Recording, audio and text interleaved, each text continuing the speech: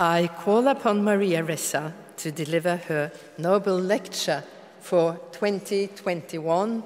Please take the stage.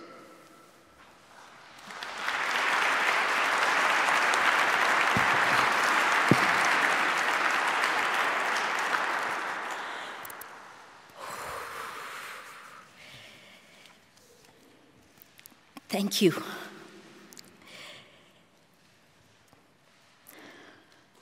Your Majesties, Your Royal Highnesses, distinguished members of the Norwegian Nobel Committee, Your Excellencies, distinguished guests, ladies and gentlemen, I stand before you, a representative of every journalist around the world who is forced to sacrifice so much to hold the line, to stay true to our values and mission, to bring you the truth and hold power to account. I remember the brutal dismemberment of Jamal Khashoggi, the assassination of Daphne Caruana Galizia in Malta,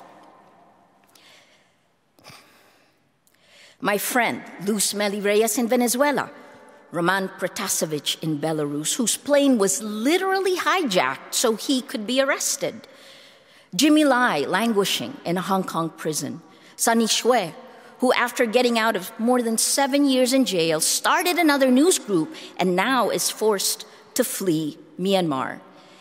And in my own country, 23-year-old Frenchie May Cumpio, still in prison after nearly 2 years, and just 36 hours ago, the news that my former colleague, Jess Malabanan, was killed with a bullet to his head.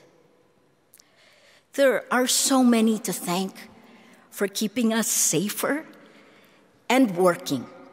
The Hold the Line coalition of more than 80 global groups defending press freedom and the human rights groups that help us shine the light.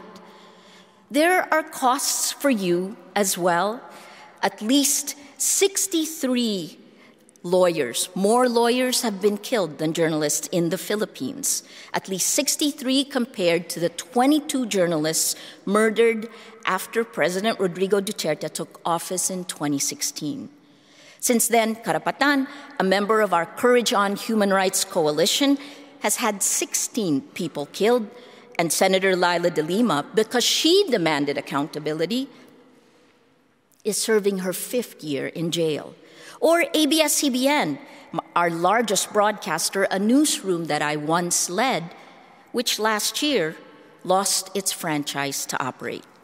I helped create a startup, Rappler, turning 10 years old in January. We're getting old. Our attempt to put together two sides of the same coin that shows everything wrong with our world today: the absence of law and democratic vision for the 21st century.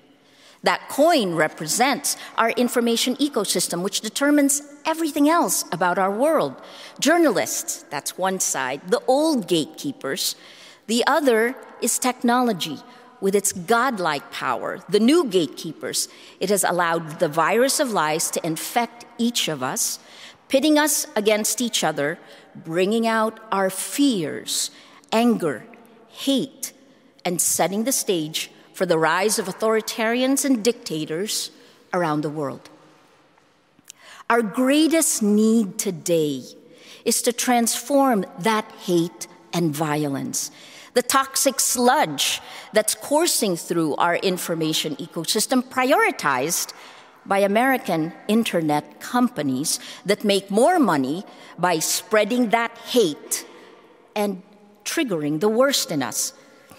Okay, well, that just means we have to work harder. You know, in order to be the good, we have to believe there is good in the world. Right?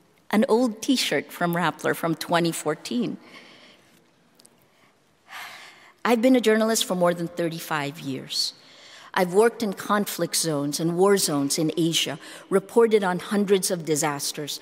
And while I've seen so much bad, I've also documented so much good when people who have nothing offer you what they have. Part of how we at Rappler have survived the last 5 years of government attacks is because of the kindness of strangers. And the reason they help, despite the danger, is because they want to, with little expectation of anything in return. This is the best of who we are, the part of our humanity that makes miracles happen. This is what we lose in a world of fear and violence. You've heard that the last time a working journalist was given this award was in 1936, awarded in 1935. He was supposed to come and get it in 1936. Karl von Ossietzky never made it to Oslo because he languished in a Nazi concentration camp. So we're here. Hopefully a little bit ahead, we are both here. By giving this to journalists today, thank you, the Nobel Committee is signaling a similar historical moment, another existential point for democracy. Dimitri and I are lucky because we can speak to you now. Yay for court approvals. But there are so many more journalists persecuted in the shadows with neither exposure nor support, and governments are doubling down with impunity.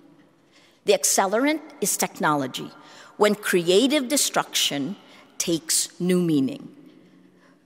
You've heard from David, we are standing on the rubble of the world that was, and we must have the foresight and courage to imagine what might happen if we don't act now, and instead, please, create the world as it should be, more compassionate, more equal, more sustainable. To do that, please ask yourself the same question we at Rappler had to confront 5 years ago. What are you willing to sacrifice for the truth? I'll tell you how I lived my way into the answer in 3 points. First, my context and how these attacks shaped me. Second, by the problem we all face. And finally, finding the solution, because we must. In less than 2 years, the Philippine government filed 10 arrest warrants against me. I've had to post bail 10 times just to do my job. Last year, I and a former colleague were convicted of cyber libel for a story we published 8 years earlier at a time the law we allegedly violated didn't even exist. All told, the charges I faced could send me to jail for about 100 years. But the more I was attacked for my journalism, the more resolute I became. I had firsthand evidence of abuse of power. What was meant to intimidate me and Rappler only strengthened us. At the core of journalism is a code of honor, and mine is layered on different worlds, from how I grew up, the golden rule, what's right and wrong, from college and the honor code I learned there, and my time as a reporter, and the code of standards and ethics I learned and helped write. Add to that the Filipino idea of utang na loob, literally the debt from within. At its best, it's a system of paying it forward.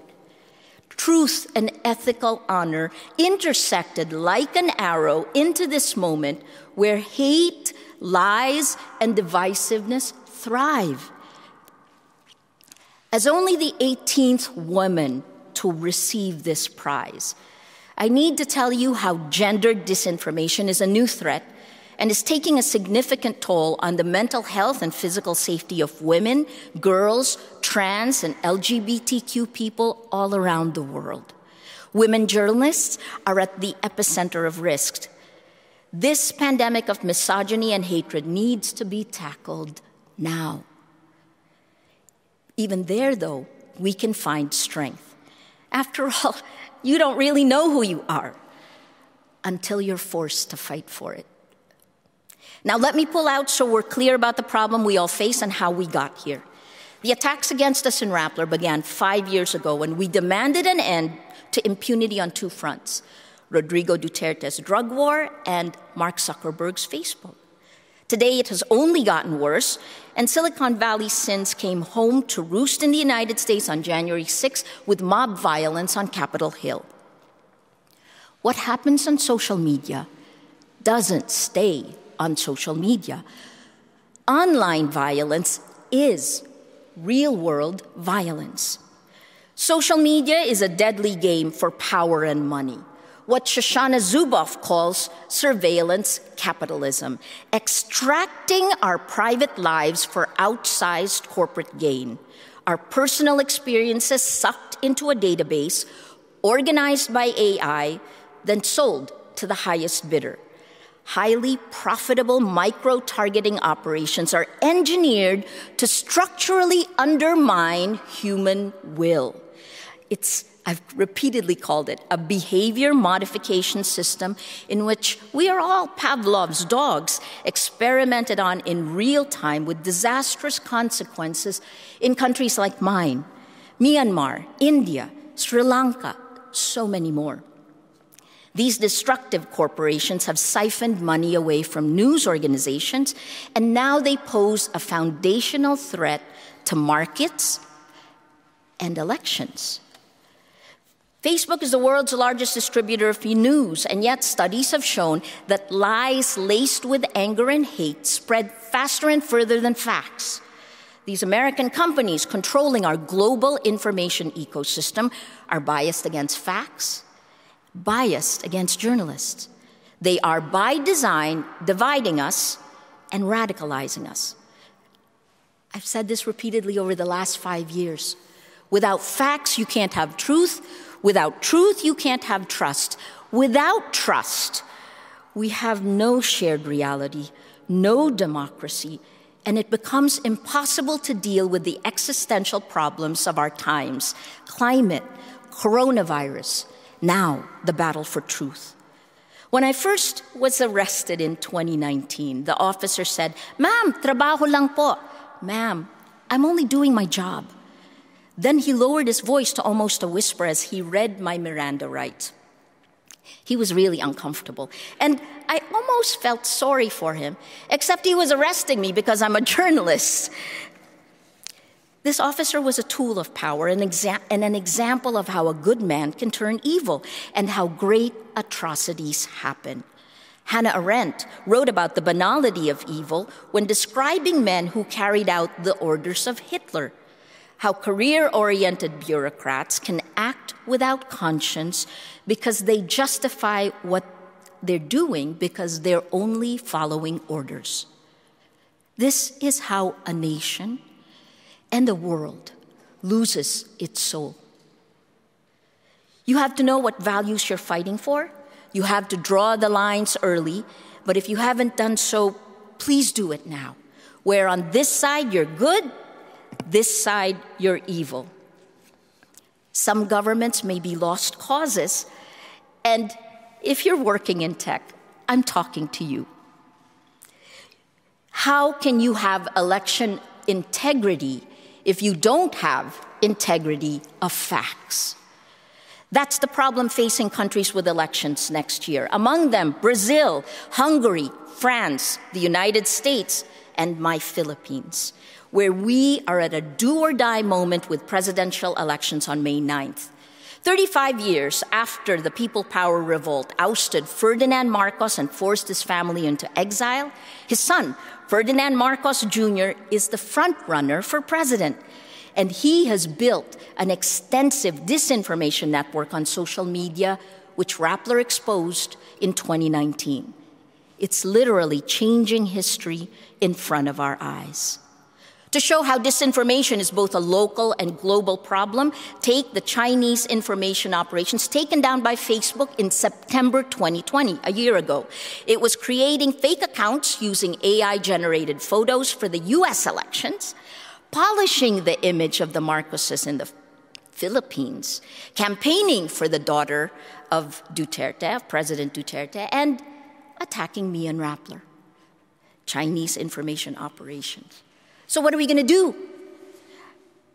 An invisible atom bomb has exploded in our information ecosystem, and the world must act as it did after Hiroshima. Like that time, we need to create new institutions like the United Nations and new codes stating our values like the Universal Declaration of Human Rights to prevent humanity from doing its worst. It's an arms race in our information ecosystem To stop that requires a multilateral approach that all of us must be part of. It begins by restoring facts. We need information ecosystems that live and die by facts. We do this by shifting social priorities to rebuild journalism for the 21st century while regulating and outlawing the surveillance economics that profit from hate and lies. We need to help independent journalism survive. First, by giving greater protection to journalists and standing up against states which target journalists. Then we need to address the advertising model of journalism. This is part of the reason that I agreed to co-chair the International Fund for Public Interest Media, which is trying to raise money from overseas development assistance funds. Right now, while journalists are under attack on every front, only 0.3% of ODA funds is spent on journalism. If we nudge that to just 1%, we can raise $1 billion a year for news organizations.